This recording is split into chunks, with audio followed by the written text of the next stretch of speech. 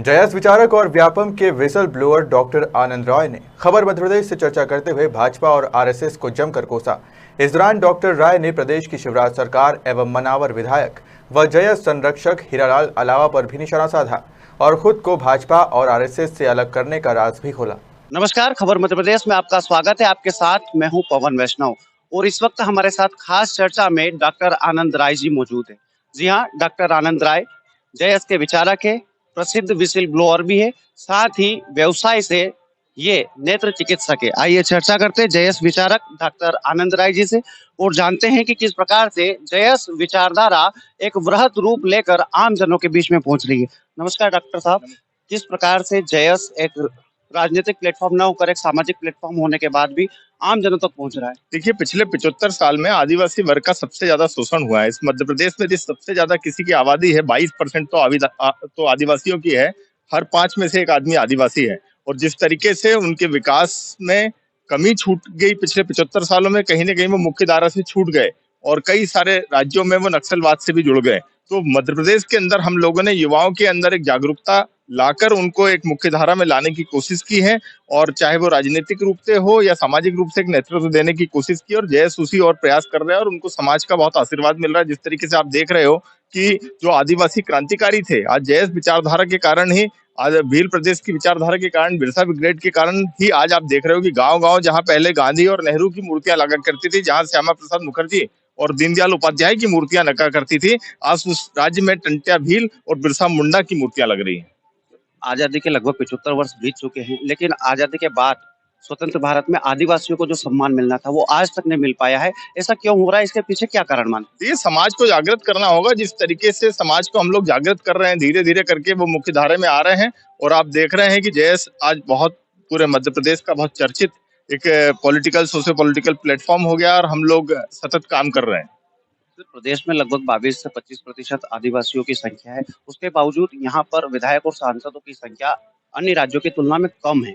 इसका क्या कारण? नहीं, जो 47 सीटें हैं आरक्षित मध्य प्रदेश में आदिवासियों के, उतने आदिवासी विधायक तो चुन के आ ही रहे हैं और सीताराम आदिवासी जो एक जनरल सीट से चुन के आ रहे हैं। इस तरीके से कुल 48 आदिवासी विधायक हैं और राज्यसभा में भी सुमेर सोलंकी सांसद हैं, राज्यसभा को रिप्रेजेंट कर रहे हैं। तो लोग जो रिजर्व पोस्ट हैं फिलहाल वहां से लोग चुन के आ रहे हैं और हम चाहते हैं कि अब जहां पर आदिवासियों का वोट, जैसे बदनावर सीट है जहां मैं अभी खड़ा हूं, या 65,000 आदिवासी हैं, तो मैं चाहता हूं कि आदिवासी चेहरों को यहाँ से मैदान में उतारना चाहिए, क्योंकि अभी तक ये सामंतों ने यहाँ पर कब्जा कर रखा है, ठाकुरों ने कब्जा कर रखा है इस जगह पे। जहाँ 65,000 आदिवासी, यहाँ से आदिवासी आदमी चुन के आना चाहिए। ऐसी सीटों को भी अब हम टारगेट करेंगे। सर, आप मुख्यतः आदिवासी समाज से नहीं आते, उसके बावजूद आप जयस से जुड़े हैं।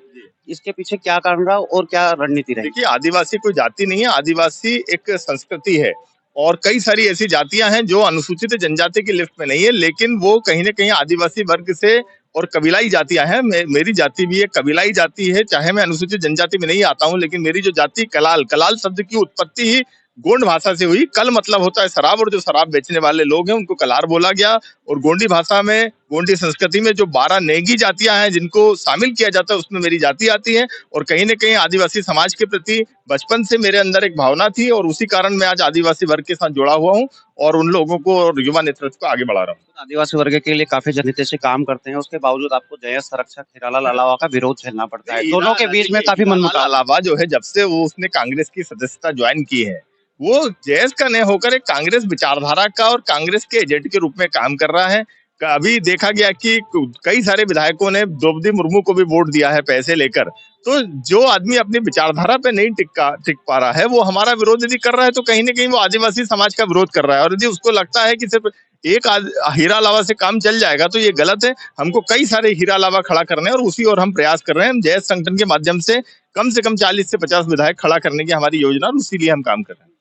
एक आंधी की भांति आई थी प्रदेश में, लेकिन एक ही सीट पे सीमित रह गई। यहाँ पे जयस का एक ही विधायक हीरालाल अलावा है। क्यों, क्या कारण? वो कांग्रेस के साथ गठबंधन के कारण विधायक बना है। अभी तक जयस के प्लेटफॉर्म पे चुनाव नहीं लड़ा गया है।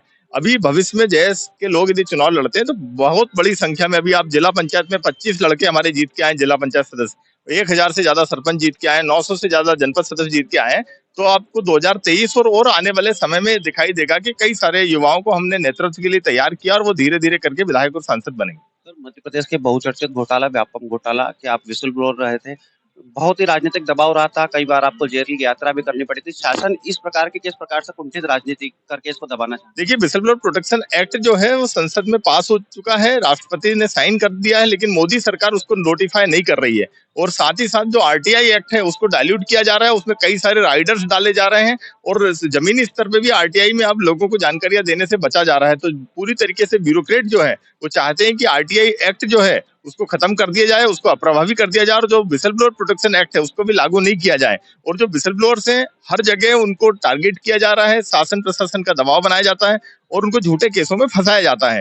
तो इस तरीके से सरकार और जो भी पावर में होता है वो कोशिश करता है कि हम आरटीआई एक्ट का दमन करें या विसल ब्लोअर्स का दमन करें, लेकिन जनता का उनको आशीर्वाद है, मीडिया का उनको साथ रहता है और इसी तरीके से हम लोग कई सारे घोटाले उजागर किए और भविष्य में भी कई घोटाले हम उजागर करेंगे। है? भविष्य में जेएस और मजबूत हो, इसको लेकर जो आम वर्ग है जेएस का जमीनी कार्यकर्ता, उसको क्या संदेश, क्या देखिए, मैसेज? जयस जब राजनीति करने यदि उतरेगा या जब जयस के लोग राजनीति करेंगे तो उसको आदिवासी वर्ग के साथ साथ दलित वर्ग का साथ चाहिए, उसको अन्य पिछड़े वर्गों का साथ चाहिए, जो अति पिछड़े हैं उनका भी साथ चाहिए। तो जो अन्य समाज के वर्ग हैं धीरे धीरे आज हम उनको जोड़ रहे हैं। जैसे आप खुद देख रहे हैं कि आज बदनावर में हम यहाँ खड़े हैं, तो वैसे तो टंट्या भील जी की स्थापना आदिवासी थे, वो क्रांतिकारी थे, लेकिन आप देखिए अन्य समाज के लोग भी यहाँ आए हैं। तो हम सफल हो रहे हैं धीरे धीरे और लोगों का जो रुझान है वो हमारी तरफ आ रहा है और उनको लग रहा है कि ये कोई तीसरी शक्ति के रूप में इसका उदय हो रहा है और लोग हमसे जुड़ते जा रहे हैं।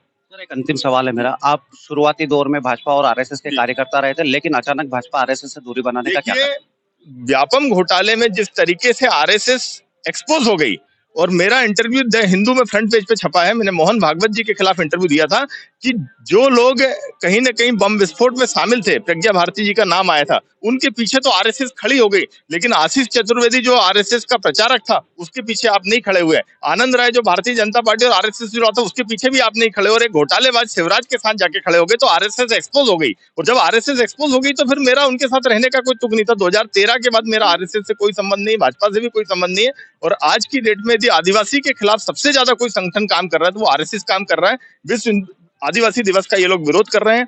इनके कार्यालय में एक उप सचिव जो विश्व आदिवासी दिवस का विरोध करता है, नित नई दिन वो आदिवासियों को किस तरीके से तोड़ा जाए उस पर काम किया जा रहा है। आरएसएस एक ऐसा संगठन है जिससे सबको मिलकर लड़ने की जरूरत है और हम लोग फिलहाल आरएसएस को टारगेट करके लड़ रहे हैं। तो ये हमारे साथ डॉक्टर आनंद राय, जो कि जेएस विचारक है, काफी प्रसिद्ध शख्सियत है, जेएस की विचारधारा से प्रेरित है और जेएस के आम जमीनी कार्यकर्ताओं को प्रेरणा और मार्गदर्शन प्रदान करने का काम करते हैं। कैमरा पर्सन योगेश बैरागी के साथ बदनावर से पवन वैष्णव।